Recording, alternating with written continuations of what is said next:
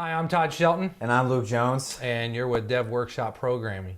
As you can see, we're in a new place tonight. I know, it's nice. Yeah. It's a nice different setting. I think the lighting's better too. We're trying to go big time with this TV behind us. Yes, we are. I mean, see how pretty it is? Our nice white font and our nice little logo, and it's all just nice and professional, which is probably not how this episode's going to go at all, but you know, it's how life goes. It's exciting. Yes. It's a new life. So do you actually know what we're doing today, Todd? We're making so much money from YouTube right now, we bought a TV. All right. So, again, hey, you know what? Luke's doing such a great job. Thank you. With doing these tutorials. He's going to do another one for us tonight. What are we going to learn? We're going to do handlebars. Like motorcycle? We're actually gonna teach you guys how to ride a bike today. Close the computer. We're done. We're done. We're already done. It's not the episode hasn't even started. But no, so previous episodes we've been using jQuery, and jQuery is technically a JavaScript library. Well, Handlebars is also another JavaScript library. So what you do is you import it into your project. You have to link it up just like you do with jQuery, and then you can use its specific helpers and such to do some cool templating. And what Handlebars is, it's actually a templating thing, so that way, if you notice in previous lessons that we've done, when we had to append an item to the document, it was this long string. Very long, not fun to write out, especially in JavaScript. And especially with these types of things, it's a lot easier to write it out in your HTML. So the nice thing what Handlebars does is that it takes whatever you write in your Handlebars template that's in your HTML, and then once you call in your JavaScript to go to a specific place, it takes everything you have, takes some JSON, if you got some JSON data in there, and then bam. Nice, just riding your bicycle all the way down the hill, and hopefully it doesn't crash. So, yeah. Right. Hey, just like always though, in the description. Yeah, now I have to like reach a little farther behind the table. Yeah, there you go. Yeah. GitHub, it's got both projects in it. It's got our final and our templates. Yep. So yeah, there you go. Either one of those. So, yeah, look at this. Our TV's flashing already. We should have went for a bigger YouTube channel. Yeah, we should have. All right, we just need to become the next PewDiePie or something. That's what happens when your arm's on the HDMI. I know, exactly. Just, it's my You need a couple more tutorials and we maybe be able to build we can do it. Circuit or something. All right, well, you ready, Todd? Yeah. You ready to do Anytime. This? All right, so if you look right here, I have mine open. So right now I have the data.json open on my left, and then I have the index.html on my right. If you can see, we don't really have anything in a wrapper. We got Jack. I like it. Nothing in there. But now you'll see this new script tag that's right below it, and I gave it an ID, and I called it product template. And then next to it, it's a type. It's got all this X handlebars template. I know you folks don't want to type it out, so I typed it out for you. But this is the starting to our handlebars. Okay. And what we're going to actually put inside of here is different data points, or actually just an overall div element containing these data points, and we're going to append it into our wrapper, and it's going to be a product. In this case, if you look at my data right here as I squeeze it back out, we're selling handlebars in our products. Yes, I love it. There we go. Super simple. Sort of cheap, and then you have cheap. Yeah, exactly. Cheap, sort of cheap, expensive, really expensive. Yeah. So the first thing that we're going to do is we're just going to go ahead and build out what we want our product to look like. Okay. So if we go back in our HTML here, I'm going to do something super simple. Call it product. Give it a div, class of product. There you go. And he already has the style sheet already done. Yeah, the style sheet. If I jump in here, you can already see I have a product already styled and everything. Super awesome. Nice. So if I jump back into product here, I'm just going to add an H1, and I'm just going to give it product title for now. And that's all we're going to do. Just for now. Okay. We're going to do more. We're not going to get super nuts yet. So as you can see over here, I have some data. Okay. And at some point, I do want to actually append that data, or the amount of products, into my wrapper. So if we jump into our app.js, I already did a little bit for us folks here, because it's a little wonky to explain. But basically what's going on up here is the first line is we're selecting where we want to grab our templating for our handlebars for this specific thing. So in this case, we're grabbing our product template. As you can see, it's called by an ID, and it's called by an ID down here in the script. And then I gave it a variable property of product L. Okay, so really, so that number one line, we're really calling an ID in a script tag? Yeah. So it's just like an element. So just like targeting an element using ID or a class or anything else like that. You're doing the same thing, but with the script tag. That's pretty cool. Yes. Okay. So then the next line is basically saying, all right, now we have the template, the actual product template, and using the fancy handlebars shenanigans, it's saying, oh, handlebars compile all the product.l or product.l inner HTML. Okay. That's all we're doing. So the next thing that we're going to do is we are going to grab our data like we've done before, and we're going to actually we're not going to do that quite yet. I want to do one thing first. What we're going to do is we're going to build a function that actually prints out what we need. We're going to build that function, and then I'll get to why we're going to call the data later. So I'm going to call it function create product for now. All right, product, and then it's going to have two things inside of the parentheses here. Two arguments? Yeah, two arguments, and they're going to be data and then appender. There we go. So what our argument with data is, it's going to grab the data that we want to use, and then the appender is where we actually want this to be pasted. Now, our document's really simple, so we're just going to paste it to the wrapper, but future, if you're going to have a lot of handlebars templates, it's probably nice to know, especially if you're going to put them in different places with the same type of template, it's nice to have the appender there so you know it's like, I always wanted to go here. All right. Okay. So let's do this. All right. So what we're going to do is we're going to do product template. Okay. And then I believe product template is data. Because what that's going to do, it's going to with the product template, it's going to take the data that we get in, and then it's going to actually take all that data and put it into different points. And then it's going to append our stuff to the DOM, which we're going to call in a minute. All right. So we just added our data here. Now what we're going to do is we're actually going to make this a variable, and I'm just going to call this product for right now. So then variable product equals product template. And there we go.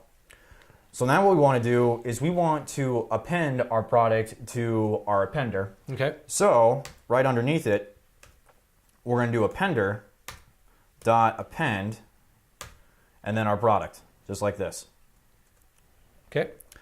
Now there is one. We're good. So what we're going to do, what's going on here with the appender? Because this is going to look a little wonky depending on how you're viewing this right now. Is that we're actually using this as a jQuery call. So whatever gets put into our appender here, we need to make sure that's written out as a jQuery call. So if we, just as an example here, so let's say it's our wrapper, it needs to look like this. We can't just put wrapper. Okay. If we want to make it simpler though, we could do this, and then we can just make whatever goes inside of it a string. Okay. Just like that. Either way works. Just for the sake of I know what's on the final, we're going to keep it as appender. Okay. So next thing we need to do is we're going to grab our JSON file. So $.get, and then we're going to do data/data.json. Where have we seen this before? Yeah, we've done this before. Have we done this before? I think last time though, didn't we use like get JSON in there? Last time we used get. Okay. Now we're going to use the get JSON. Get JSON. All right. They're both the same thing. Okay. We're grabbing a JSON file. They work good to go. Just wonderfully. So after we grab our file, function, and then inside of our function here, we're grabbing the data. And then from there, create. So basically this function that he's writing out is what happens after it gets the JSON file.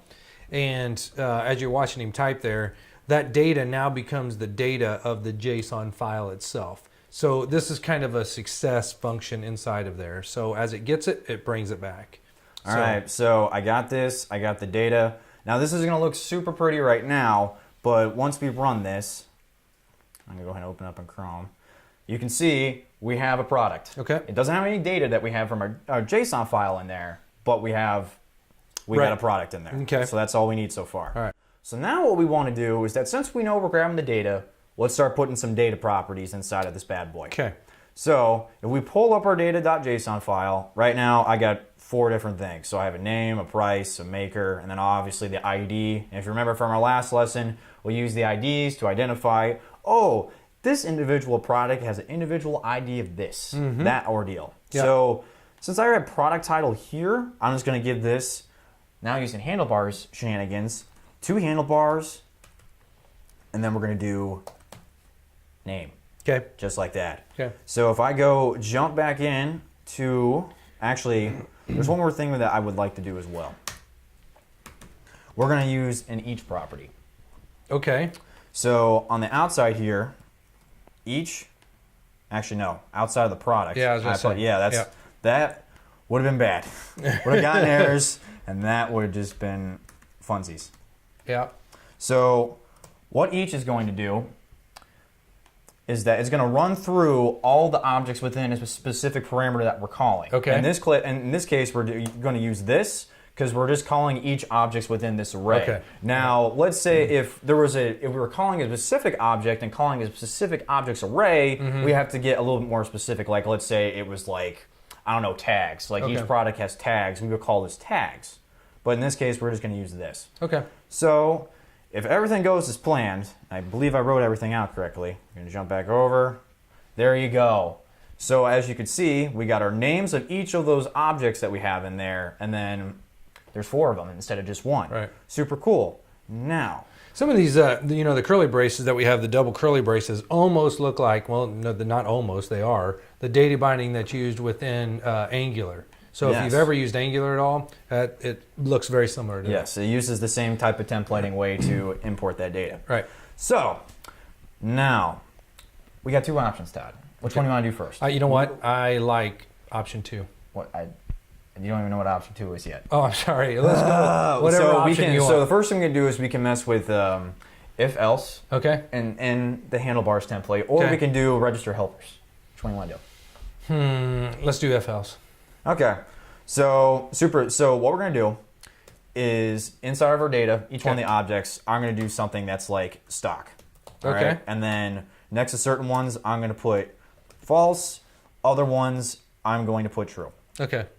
So I'm going to do false on these 2, and then on these, I'm going to put true.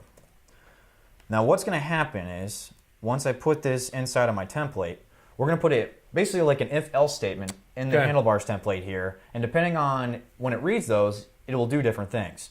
So first we're just going to make it so we do it right here. We do if, if stock, I put id. That would have been really bad. So if stock. So if stock, now we're talking about the name that you just put in there. So it's saying if stock, which is the key value that's inside, right? And then we're saying if that's true or false, then do this, and then there's also an else statement. We can use the else. You don't have to use the else though. Okay. We'll start by we'll start by using the if statement. Okay. So the way I put it in here is that if the stock is true, it's going to give us a product. Okay. If not, it's not going to do anything. As you can see, it's beautiful. We only got the medium and the huge handlebars because those are the only 2 apparently people like. Yeah, we need huge handlebars. Yeah, we really need huge handlebars. Because everybody else has bought the small. Yeah, everyone else has bought the small ones and such. So, yeah. Super cool. So that's one way you can use it. Okay. And then if I actually go ahead and put in an else, I can do something like this. So I'll keep the product on the top here. And then if it's false, I can go put it after the else right here, but also make sure that make sure I say this right, words are hard. Make sure it comes before the if. Words are hard. Yes, you mean before the ending. Yes, for the ending. Yeah. And then what I'm going to do inside this H1 here, I'm just going to put not in stock and stock. And I know I got rid of the handlebar right here, getting rid of the name, but that's okay. Yeah. I'm just trying to prove a point here. Yep. So if I jump back in here, there we go. You see now we have 2 that say not in stock, and then we have medium and huge handlebars. Okay. So there you go. Awesome. So now one other thing before we jump into the register helpers, because I really like to do that. All right. You can also use this as like a class inside of your products. So what I'm going to do here is I'm just going to give each one of these products a color. So first one, we're going to do red. Give the next one a green. If I can actually spell this out right. He's been practicing all week on his colors. I know my colors. Yay! Blue.